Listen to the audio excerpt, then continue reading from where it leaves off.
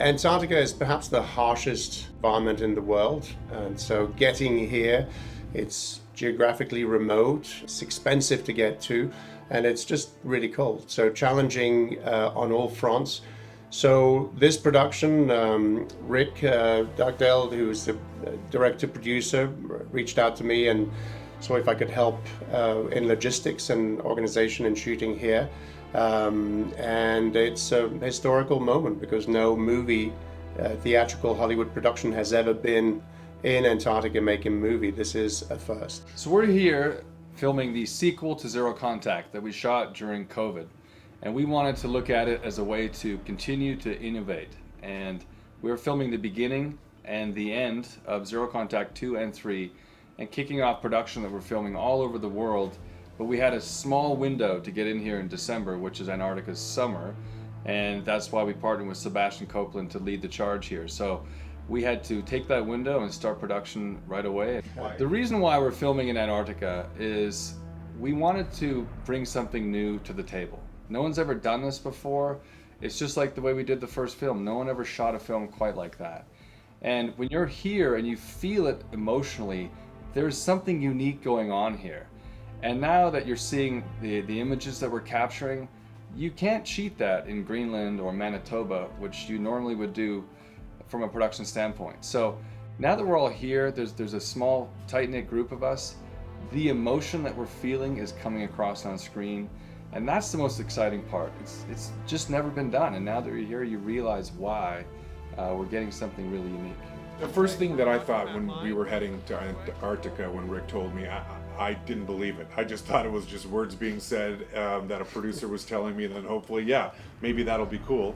But it actually happened when we started packing. We started videoing ourselves packing up, getting all the things that we needed. And then when we stepped off the plane into Antarctica, it was one of the most it was emotional because it was one of the most amazing views that you could see, knowing that we're here with a group of people that we've worked with before, and we're making a film that no one has ever made before on this continent. And it was an emotional moment, and just seeing the landscape. You can't get this landscape anywhere else. You can't cheat this landscape on a green screen. And that was only just stepping off the plane, and I knew we were in for something really unique and wonderful. The first feeling was we might as well be on another planet. It felt so very foreign, and even just taking steps on the ice, it felt as if I was one of the very few fortunate individuals that got to do that exact have that exact moment. So it was very surreal. It still is quite surreal, and I think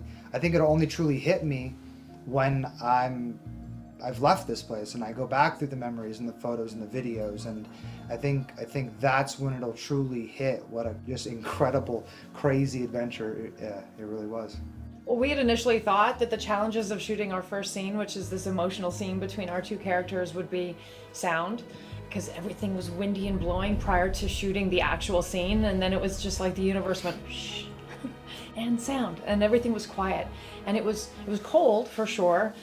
It was white. There were challenges as far as taking off your goggles. Sebastian had said, be careful about how many minutes we do that before we could get snow blindness and stuff like that. So, I have blue eyes that are sensitive, but once we were in it, I didn't care about the snow. I didn't feel wind. I didn't hear things. We were just so in it. It was really just a wonderful scene to be doing. And the beauty and the vastness made me feel really small and connected actually to Chris in the scene, because it was just us in the middle of this vast area, and it helped us, it fed it.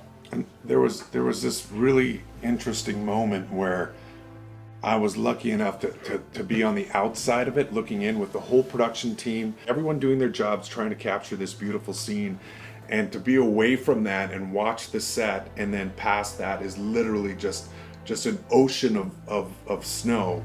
You can't get that anywhere else. And it was literally one of those moments where you just know no one has ever done this, ever in the history of film. For me, working on a production like this is definitely outside my wheelhouse. I'm a polo explorer, and my job is typically to strap on skis and cross a big distance on the ice. So Getting a production out here initially was also a little bit of a disbelief. Initially, I'll believe it when I see it. But Rick really pushed it, and I know it was a heavy lift because it's not cheap to come here. But the production value is really baked in, and the choice of shooting in the way that the DP did with the very wide frame capitalizes on the scale around here, and all the hardware, the cats that they use here. We're in this facility with great logistics. Every time you turn around and you point your lens in one direction, the payoff is commensurate with the landscape. The biggest issue we had is making sure that we could get the equipment here on time. Oh, yeah. Followed by, can we actually get everybody into Chile? And we were following the COVID situation and whether we were all going to get mobility passes, because we were 2 days out, I think, before everybody got confirmed. So the flights are booked, hotels are booked, equipment's being shipped, and there was a moment where I wasn't sure everyone's going to get into the country, let alone get to Antarctica. But it all came together. The equipment arrived, everybody arrived on time, we jumped off and started rolling.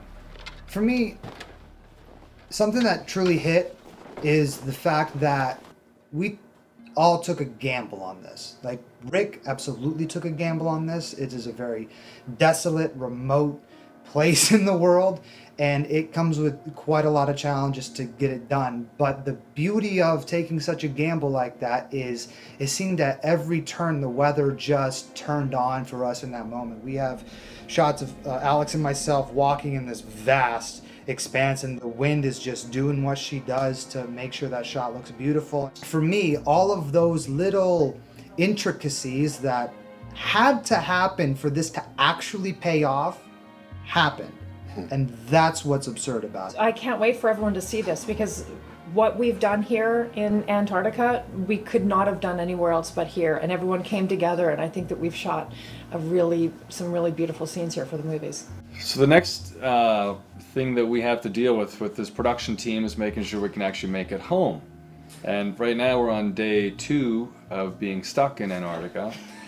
And I think that's not something we anticipated. We were warned that it could be possible, but with this production, how we jumped off to the next location before the holiday break, that now is being pushed until after the holidays because we're still in Antarctica.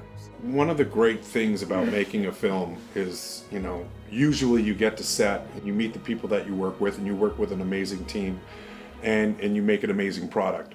What's really interesting about this specific location with this team and the remote location is the quiet moments in between that you can try to steal. And I was really fortunate to talk to Sebastian about one of his books and just get a really in-depth look into Antarctica.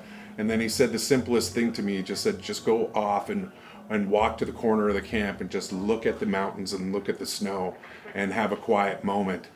I don't think I could have done that anywhere else but here. We have these moments, every single one of us, and this has never been done before, and it's going to be with us forever.